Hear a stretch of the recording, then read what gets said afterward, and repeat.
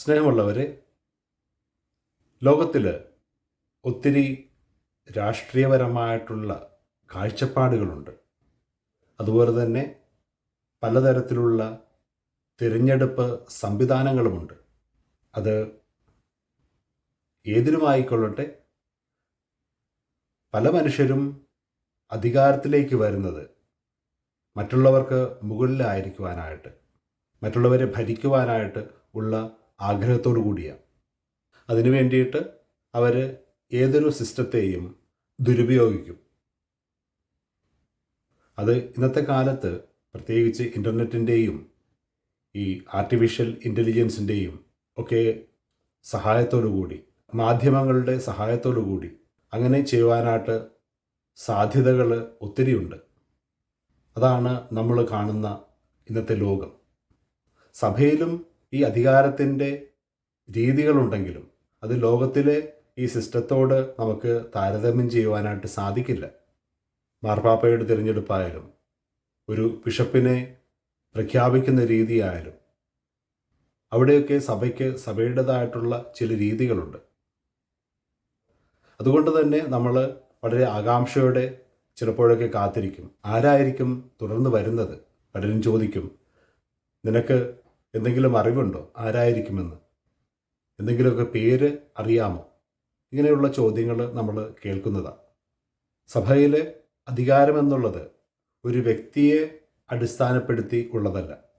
അത് ദൈവത്തിൻ്റെ ദാനമാണ്, ദൈവജനത്തിനു വേണ്ടി നൽകപ്പെട്ടിരിക്കുന്ന ദാനം. ഇതിൽ പരിശുദ്ധാത്മാവിൻ്റെ പ്രവർത്തനത്തിന് വലിയ പങ്കുണ്ട്. ഈ പരിശുദ്ധാത്മാവാണ് മനുഷ്യരെ പ്രചോദിപ്പിക്കുന്നത് തീരുമാനങ്ങൾ എടുക്കുവാൻ, ആ തീരുമാനങ്ങൾ നന്നായിട്ട് ചെയ്യുവാൻ, നന്നായിട്ട് നടപ്പാക്കുവാൻ.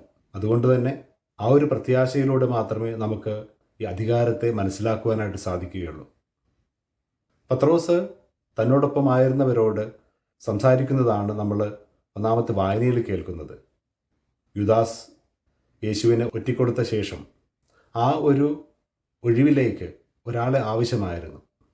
തീർച്ചയായിട്ടും അതൊരു വേദന നിറഞ്ഞ അനുഭവമായിരുന്നു. എങ്കിലും അവർ ആ അനുഭവത്തിൽ നിൽക്കാതെ, അതിൽ ഒതുങ്ങിക്കൂടാതെ പുതിയൊരു തീരുമാനമെടുക്കുകയെ, യേശു അവർക്ക് നൽകിയ ആ വിളി തുടർന്നു കൊണ്ടുപോകാനായിട്ട് ഒരാളെ അവരോടൊപ്പം തിരഞ്ഞെടുക്കുകയെ, ക്രിസ്തു അനുഭവം ഉള്ള ഒരാളെ.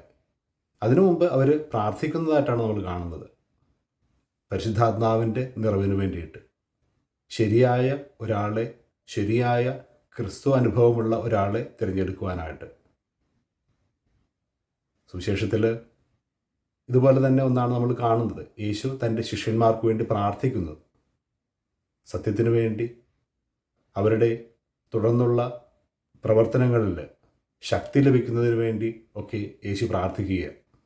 നേരത്തെ സൂചിപ്പിച്ചതുപോലെ നമ്മൾ ജീവിക്കുന്ന ഈ ലോകം അത്ര നീതിയുള്ളതും സത്യസന്ധവുമായിട്ടുള്ളതും സുന്ദരമായിട്ടുള്ളതും ഒന്നുമല്ല.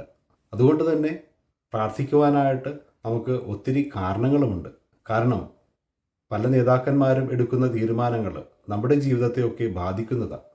നമ്മുടെ വ്യക്തിപരമായിട്ടുള്ള തീരുമാനങ്ങൾ എടുക്കുമ്പോഴും അവിടെയും ഈ ദൈവത്തിൻ്റെ പരിശുദ്ധാത്മാവിൻ്റെ പ്രകാശം ലഭിക്കുവാനായിട്ട് പ്രാർത്ഥിക്കേണ്ടത് ആവശ്യമാണ്.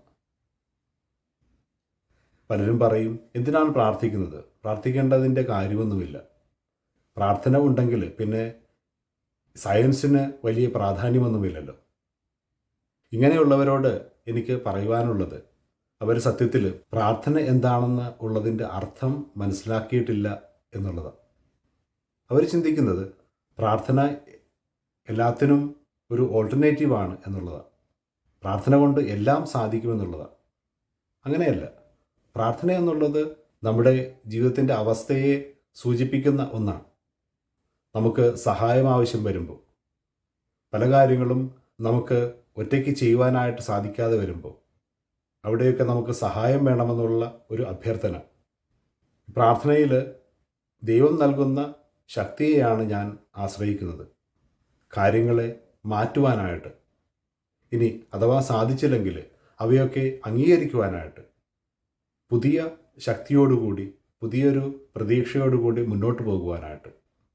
ഈ ഒരു യാത്രയിൽ ദൈവം എൻ്റെ സഹായമാണ്. അതുകൊണ്ട് തന്നെ പ്രാർത്ഥിക്കുന്നത് പ്രധാനപ്പെട്ട ഒന്ന് തന്നെയാണ്. പുതിയൊരു തീരുമാനം എടുക്കുവാനായിട്ട് നിൽക്കുമ്പോൾ, പുതിയ പുതിയ ജീവിതാനുഭവങ്ങൾ കടന്നു വരുമ്പോൾ, അതുതന്നെയാണ് യേശുവിൻ്റെ ശിഷ്യന്മാർ ഇന്ന് നമ്മളോട് പറയുന്നതും അവർ പ്രാർത്ഥിച്ച് കാണിക്കുന്നതും. അതേ സ്നേഹമുള്ളവർ, പ്രാർത്ഥന നമുക്കൊരു സഹായമാണ്. അതുവഴി നമ്മൾ പറയുന്നത് നമുക്ക് സഹായകനായിട്ട് നമ്മോട് കൂടെ ദൈവമുണ്ട് എന്നുള്ളതാണ്. അതൊരു വലിയ ശക്തിയാണ്. അതുകൊണ്ട് തന്നെയാണ് നമ്മൾ എല്ലാത്തിനും വേണ്ടി, എല്ലാവർക്കും വേണ്ടി പ്രാർത്ഥിക്കുന്നത്. ഈ ദൈവാനുഭവം, ദൈവത്തിൻ്റെ ആത്മാവ്, അവൻ്റെ പ്രകാശം എല്ലാത്തിലും നിറയുവാനായിട്ട്, അവനിലൂടെ നമ്മൾ നയിക്കപ്പെടുവാനായിട്ട്, പ്രത്യാശ കണ്ടെത്തുവാനായിട്ട്. അതുകൊണ്ട് തന്നെ പ്രാർത്ഥനയിൽ ശക്തരാകാം. ഈ പ്രത്യാശയിൽ ജീവിതത്തെ ക്രമപ്പെടുത്താം. അതിന് ദൈവം നമ്മെ എല്ലാവരെയും സമൃദ്ധമായിട്ട് അനുഗ്രഹിക്കട്ടെ. ആമേൻ.